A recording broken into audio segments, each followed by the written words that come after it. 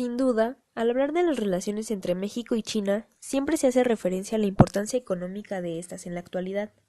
No obstante, es necesario preguntarnos el origen, los factores internos y externos que intervinieron y la evolución de estas hasta nuestros días.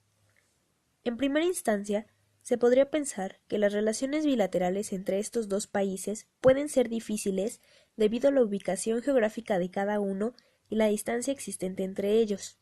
Sin embargo, fue precisamente la vía marítima a través del Océano Pacífico el elemento que facilitó el acercamiento y la comunicación. En un inicio, los primeros contactos de China con el territorio mexicano fueron durante la época del siglo XVI, a través de la ruta comercial transpacífica con Filipinas, conocida por el viaje de Acapulco a Manila mediante el Galeón de Manila, conocido también como la Nao de China, ya que a partir de 1573 llegaron las primeras remesas de artículos chinos a la Nueva España. Dicha ruta fortaleció el intercambio comercial entre Asia y América, y más tarde llegó a tener una importancia excepcional para ambos continentes debido a que los galeones que navegaban por el Pacífico iban de Filipinas a México y viceversa, y, a pesar de que ambas eran colonias españolas, reconocían la importancia de ampliar sus rutas comerciales. De la misma manera, Acapulco se convirtió en el puerto donde se establecieron las principales transacciones marítimo-comerciales del Pacífico novohispano y en el eje articulador del comercio marítimo del Pacífico. Con este primer encuentro entre lo que entonces era la Nueva España y China, nuestro país tomó importancia debido al intercambio comercial que se efectuaba. Las transacciones eran hechas con la plata mexicana, que en ese entonces fungía como una divisa importante en China y otros países de Asia. También, la ubicación geográfica de la Nueva España se contemplaba estratégica. Es así como nuestro país adquirió mayor relevancia en los contactos con Asia. El flujo bilateral fue principalmente de bienes, pero el galeón también permitió un flujo constante de noticias, ideas y personas a través del Pacífico, y como consecuencia del mismo, el surgimiento de la primera diáspora asiática en el hemisferio occidental. Este grupo de habitantes chinos se quedaron en México desde 1875 a realizar muchos tipos de trabajos y eran conocidos como culis. Según el Registro Nacional de Extranjeros del Archivo General de la Nación, los chinos sumaban 214 en el periodo de 1875 a 1899 y llegaron a alcanzar 3.442 en la década de 1900 a 1910. La relación entre México y China ha estado caracterizada por tener frecuentes altibajos, y uno de ellos fue debido al periodo de interrupción del comercio entre Asia y México debido al fin de la ruta marítima del Galeón de Manila a principios del siglo XIX. Sin embargo, a partir de 1877, con el gobierno de Porfirio Díaz y el comienzo de la modernización en México, se requirió de mano de obra barata y eficiente para la construcción de ferrocarriles y el trabajo en las minas, de forma que Matías Romero, un ministro de México en Estados Unidos, impulsó la migración de los chinos y los primeros intentos de establecer relaciones diplomáticas con la dinastía Qing en China. Pero, ¿qué pasaba en China en aquella época? Durante los últimos años de la dinastía Qing, la expansión territorial significaba una etapa de prosperidad por el auge de la agricultura, la artesanía, el comercio, la industria textil, entre otros. Sin embargo, este crecimiento que estaba experimentando China venía acompañada a su vez de un crecimiento demográfico, por lo que el mantenimiento del imperio comenzó a ser costoso, debido a las frecuentes rebeliones y conflictos étnicos, así como la intervención de las potencias occidentales, tales como la rebelión de los Taiping. Fue así que el interés en México era para encontrar una válvula de escape que liberara parte de la presión social generada por los problemas demográficos. Esta situación trajo como consecuencias el debilitamiento del sistema político y la estructura económica del país, así como el aumento de tensiones sociales y étnicas. Esta China, debilitada, fue la que entabló relaciones con México durante el Porfiriato. Las negociaciones para el establecimiento de relaciones diplomáticas iniciaron en 1881, sin embargo, sería hasta el 14 de diciembre de 1889 cuando las dos naciones firmaron el Tratado de Amistad, Comercio y Navegación, y se ratificaría un año más tarde, otorgándole a México la cláusula de la nación más favorecida y el principio de extraterritorialidad, mientras que para ambas se reconocía el establecimiento y trabajo del comercio. Este tratado era un logro bilateral, ya que consolidaba como un instrumento jurídico y base de las relaciones gubernamentales, como el establecimiento de una embajada. Sin embargo, desde 1904, estas se limitaban a misiones diplomáticas en diferentes ciudades debido a los problemas internos por los que China estaba pasando. La firma del acuerdo aspiraba no solo a desarrollar el intercambio de bienes y de recursos humanos, la apertura de puertos y ciudades para el comercio o la regulación de impuestos de importación, sino también buscaba impulsar la inmigración de ciudadanos chinos a México. Y, a pesar de que ninguno de los dos gobiernos auspició ni protegió esta inmigración, sí existió un aumento de esta junto con el mejoramiento de la calidad de vida de los obreros chinos en México, el fortalecimiento del intercambio cultural y amistoso entre ambos países y, sobre todo, el avance fluido del comercio en el Pacífico. A partir de este establecimiento de relaciones diplomáticas, la población china comenzó a concentrarse en la parte norte del país, en estados como Coahuila, Sonora, Nuevo León, Tamaulipas, Chihuahua y Baja California. Esta población trabajaba en el campo, las minas y la construcción. Sin embargo, al comenzar la Revolución Mexicana en 1910, la situación para estas personas cambió radicalmente. El 15 de mayo de 1911 aconteció una masacre de la población china en Torreón, cuando el ejército de Francisco I. Madero, comandado por su hermano Emilio Madero, entró en la ciudad robando y atacando a los chinos. Así, se comenzó una oleada de racismo xenofóbico contra la población china, propagándose aproximadamente desde 1908 hasta 1936 aquellos lugares donde se concentraron un número importante de personas chinas. Esto se debió también al miedo inminente de los mexicanos por lo externo, por la preocupación de que los chinos le quitaran el trabajo a la población mexicana y por la difícil integración que se dio entre las distintas sociedades. Aquellas diferencias culturales pronto fueron mermando las relaciones. De esta forma, para la segunda década del siglo XX, permanecían tres temas en la agenda bilateral. 1. El reconocimiento mutuo de los gobiernos emanados de problemas sociales, ya que ninguno fue capaz de reestructurar su política exterior inmediatamente. 2. Reclamaciones por daños de la guerra civil, como la masacre de chinos en Torreón, Coahuila, durante la Revolución Mexicana. Y 3. El crecimiento de flujos migratorios de origen chino a México. No obstante, muchas de las acciones racistas de los habitantes mexicanos hacia los chinos se contraponían con el Tratado de 1899, por lo que el gobierno chino comenzó una serie de denuncias a este mismo.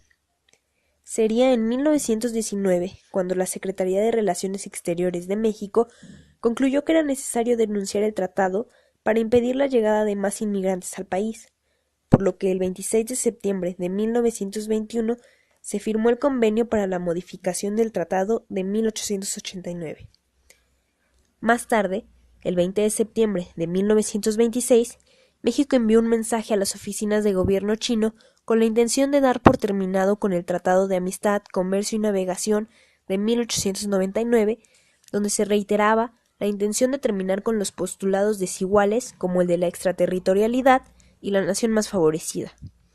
Pero, 2 años después, China aceptó la derogación del tratado y el gobierno mexicano se comprometió a garantizar los derechos necesarios a la población china residente en el país.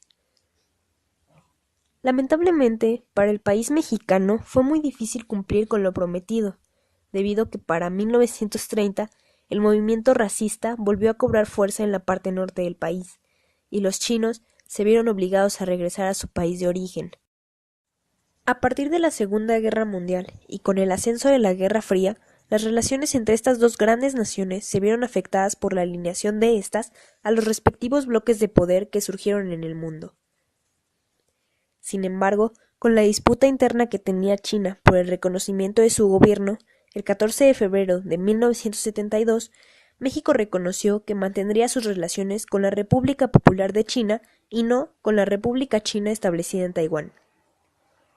Gracias a este reconocimiento oficial de la República Popular de China por parte de México, las relaciones entre estos países han mejorado con el paso del tiempo, pues en la actualidad nos mantenemos en condiciones de igualdad y cooperación en temas como el comercio, el intercambio educativo y cultural, entre otros. Desde que se establecieron las relaciones diplomáticas entre México y China, la cohesión que ha surgido entre estas se ha caracterizado en mayor medida por el intercambio comercial. El aumento del flujo comercial ha logrado mantener a China como el segundo socio comercial de México. Sin embargo, la competencia por el mercado estadounidense ha marcado una diferencia en las relaciones bilaterales entre México y China, pues las exportaciones de México a Estados Unidos en el sector manufacturero ha disminuido y se ha incrementado la importación de mercancías chinas. Por otra parte, la inversión de empresas chinas como Huawei, Sinatex, entre otras, han aumentado paulatinamente su importancia en la economía mexicana. Aunado a esta situación, el intercambio cultural y académico entre ambos países también parece presentar un crecimiento, ya que junto con el desempeño y desarrollo de centros de investigación, seminarios y cursos especializados, el interés de la sociedad mexicana en el estudio de la República Popular China ha permitido intensificar los lazos culturales y educativos entre ambas naciones. A pesar de la relevancia política, económica, comercial y académica que ha obtenido China en México, en gran parte de la sociedad mexicana aún se mantiene una imagen del país basada en estereotipos e imaginarios de la población china como resultado de un desconocimiento o mala difusión de la sociedad asiática en México, por lo que es muy importante considerar la perspectiva que tiene la sociedad de ambas naciones. Decidimos realizar encuestas a mexicanos de la Ciudad de México para saber qué tanto sabían de China y cuál era la percepción de la población china. Estos fueron los resultados. De una población de 100 mexicanos, 54 fueron hombres y 46 mujeres. Así, tendríamos una cantidad de personas encuestadas aproximadamente equitativa en cuestiones de género, de los cuales casi la mayoría afirmaba tener conocimientos sobre China. Pero, ¿qué era lo que sabían sobre ese país?